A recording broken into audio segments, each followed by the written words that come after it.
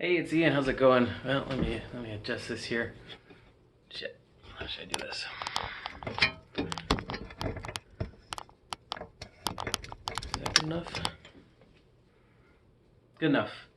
Hey, I'm here at my practice drum set. Wanted to talk to you about. I wanted to talk about the Muffs in general, on account of this reissue of their fifth album. Really, really happy. And I thought I'd just kind of walk you through my history with the Muffs. Um, I basically started getting their reissues when I got back into record collecting in 2017 because I saw there was some kick-ass ones. And the reason that I saw that there was some kick-ass ones, these are both cut by Kevin Gray, was that they just were on my radar because I saw them once. I saw them once in San Francisco. In my San Francisco days, I saw them at Bottom of the Hill. I don't even remember why I went to the show. I mean, I feel like I knew their name, and maybe a friend was going, and so I went too. Can't really remember the whole story, but it was at Bottom of the Hill, which is like a club.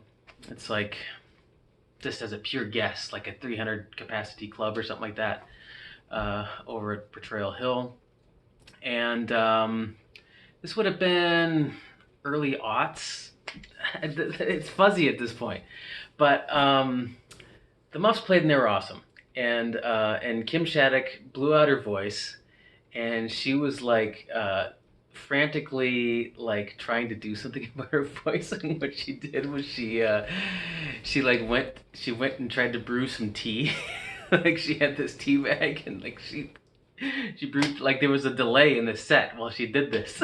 And like she brought it up stage, and like she drank it, and like she took the tea bag and just tried to suck it out, and in hopes of somehow resuscitating her voice.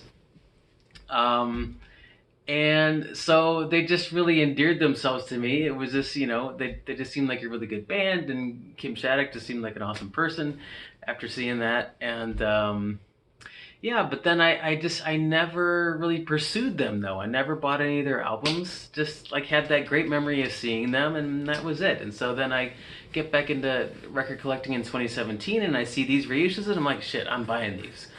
So yeah, these older reissues, these are their first two albums from like, I think it's like 93 and 93 and 95 maybe. And like I recognize these songs. I don't know how I even heard them, but like Onina and Sad Tomorrow, and Lucky Guy.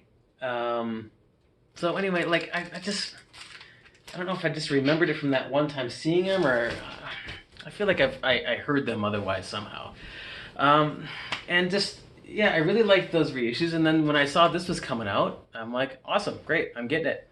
And so there was two different versions of this, and I got the extra spatial, the maroon vinyl here, and it sounds just fine. There's no real noise issues because of that. And then this has the bonus EP. It's like 5 or 6 songs. 6 songs or so. And this album is kind of a departure. So like, again, I don't know them that well. Like I saw them that one time. I got their first 2 albums. This is now their 5th album. I haven't gotten any of the other albums, but like this is like she's not hollering so much is what it comes down to.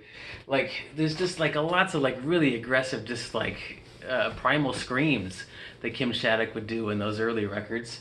And by this, her singing is just like really refined. Like it's kind of unbelievable how melodic her singing is, and just how interesting and intricate and complex the melodies are that she's coming up with. To this, it's this otherwise very kind of straightforward sort of pop punk, and then her vocal melodies are just kind of like they're really out of sight.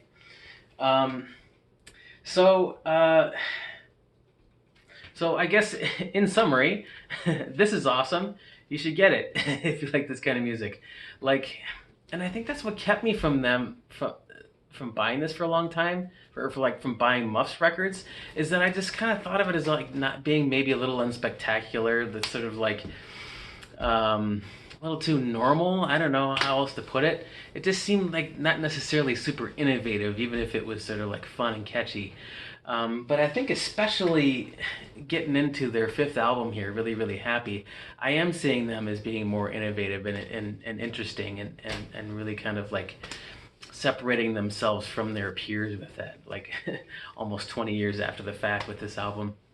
Yeah, and then of course, if you know the story more or less, like the band basically broke up after that, and then something like 10 years later, they put out a second album. I think they started playing shows a couple years earlier, and then Kim Shattuck joined the Pixies briefly, and then they kicked her out, and then all of a sudden it turns out she had ALS, I think it was, and then she passed a couple years later. So it's been several years now that she's no longer been with us. But anyway, she's just she's someone I greatly admire. That's just a really kind of precious memory of seeing that band 20-ish years ago at Bottom of the Hill in San Francisco, and it's been a pleasure to finally, after all these years, like really get into their albums, because it's just really good stuff, just